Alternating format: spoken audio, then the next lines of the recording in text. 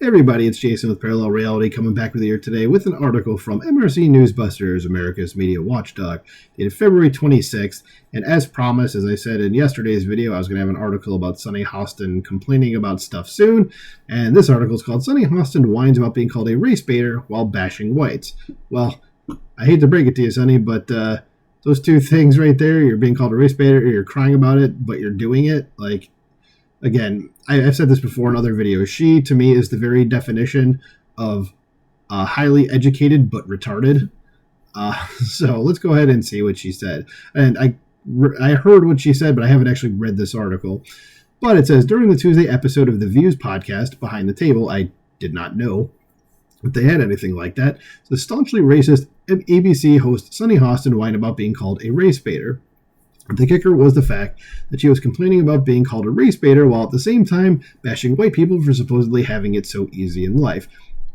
Yes, because all white people, Sonny, have it easy. There's no white person that has ever had any problems at all. So clearly you don't know anything about white people. Jesus Christ. Like, go to Appalachia. Go to the western North Carolina was like destroyed by the hurricane. Okay, tell me how easy all these people are having it. Anyway, so she even lashed out against Elon Musk for being a white child in South Africa during apartheid. What does that mean? He obviously doesn't support that, but you're sitting here saying, okay, so he grew up in a bad system. Okay, you're almost 60 years old. Okay, well, I think she's like 57 or 58, so what would that put her in the late 60s was when she was born? So yeah, okay, I was thinking maybe she was old enough to have gotten like some of this, been born during the civil rights stuff, but no, she was not. So I was going to try to make a comparison there. That's not obviously going to work. Anywho, continuing on, it says the race baiting began early in the episode as Hostin's martyr complex took over again, and she congratulated herself for being one of the 92% of black women that voted not necessarily in our self-interest, but voted for the collective, so you're in a cult, I guess, by your own definition, by supporting Vice President Kamala Harris for president.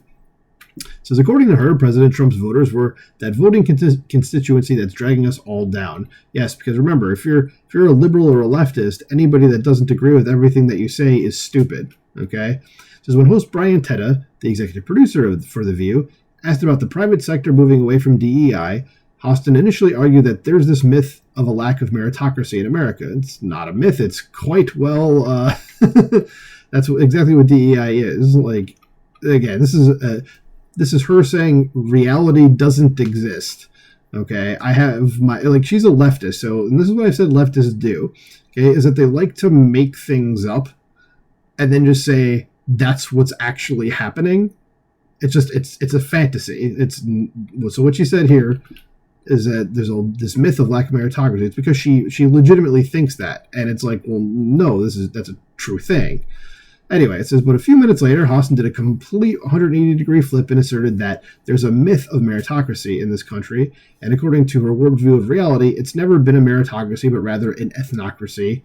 Actually, no, it might have been maybe at one point, but it certainly hasn't been for a long time now.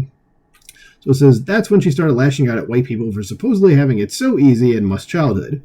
It's been about white mediocre men that are given opportunities. And if she knew how the English language works, she would have said mediocre white men, not white mediocre men. But anyway, and again, that's racist right off the bat. And what mediocre men are getting, what opportunities, and what men can you point out are mediocre? You're just, again, this is something that she's just saying. She doesn't have anything to back that up.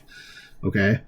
It says it's about legacy admissions. You know, everybody, okay, regardless of skin color, has legacy admissions things going on. Anybody would be able to get in. It doesn't matter if you're white or not.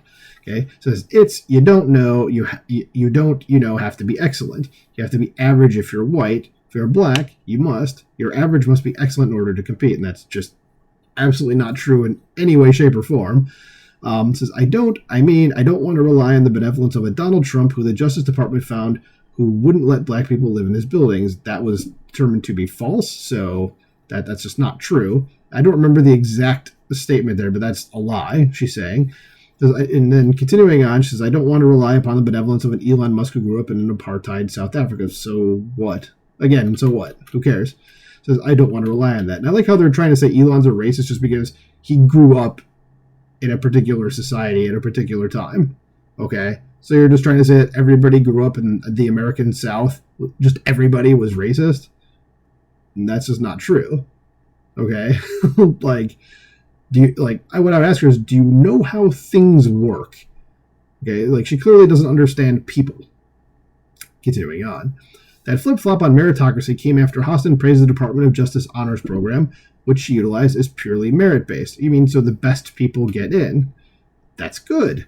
So treating the stars in the military ranks of generals like they're a part of a Yelp review, Hostin insisted that the only reason Trump ditched former Joint Chiefs of Staff God, I am switching letters around here. Joint Chiefs of Staff Chairman, there we go, Air Force General C.Q. Brown, 4-star general, was because he's a black man. But they're replacing him with the 3-star general, white man, she whined. Okay, so go look up that general who is a massive advocate for DEI, which Trump has said he doesn't want in there. So there you go. I've answered your question for you. And the guy that they got to replace him is a 3-star who apparently is more of an ass kicker. Okay, so good. After bashing white people and while going on about her lived experience, which means nothing really, Hostin unironically decried critics for calling her out as a race baiter, which she 100% is, and it's like everything up to this is her race baiting, and now she's being like, why are they calling me that? Okay, if I was going around clubbing baby seals, okay, and then someone started calling me a baby seal clubber, I don't get to sit there and be like, why are you calling me that? I don't get it. What? It's like, that's basically what's happening. So certainly we get punished for talking about our lived experience. I'm called a race baiter and all this stuff. You are. Says this is my lived experience, and it's the lived experience of thousands and thousands and thousands of our viewers. She moved to say, what I want her at this point is to tell me, explain lived experience. I mean, I can tell you what lived experience means, but she's trying to use it as like a shield. Like, oh, this is what my experience was. Okay. Why, like, that's not. So you're saying there's thousands of people? Well, there's millions more that have not had your experience that absolutely do not agree with you. You're in this context of the way you're framing this, you are an extreme minority. Okay. It says further on DEI, she lamented how the Republican Party and the conservatives have done a great job of bastardizing that term and how it needs to be retaken and explained. How are you going to explain we don't want the best people involved in things? We need to advance people based on things that have nothing to do with their ability to do a particular job. And I've said this before. Sonny, explain to me how if you want to have a doctor operate on you or a surgeon operate on you that wasn't the best at what they did, and you knew they weren't the best, and they only got their job because of something that had nothing to do with their ability as a surgeon. Okay? Would you have your kids go see that person? Probably not. Okay, you certainly wouldn't want to see them. You wouldn't send your kids to them. What if it was, let's say, something in your house? Okay, like you needed a plumbing fix. Would you have somebody be a plumber that wasn't the best at what they did? No, you're going to look for the best person. It's natural to do that. It is not natural to go, you know what? I have someone who is really good at doing it and someone who's not as good as doing it, but was able to get into the plumbing program because of the way they looked. So I'm going to pick that person to fix the problem, even though they're not the best person for the job. Like, again, this is why I say she's retarded. Let's finish this up. It says, she also had this moment of zen. It says, when I hear someone say, I'm against diversity, equity, and inclusion, it gives me great pause because it makes me feel that you don't want diversity, equity, and inclusion.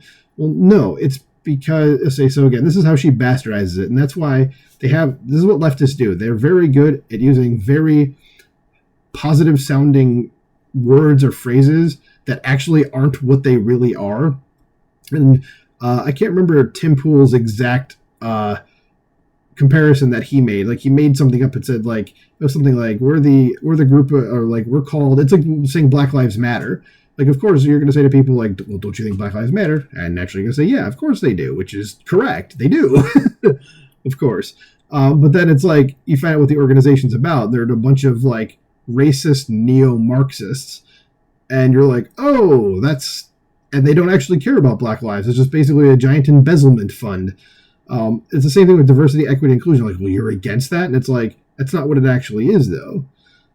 It's about putting people in places that they're not qualified to be in.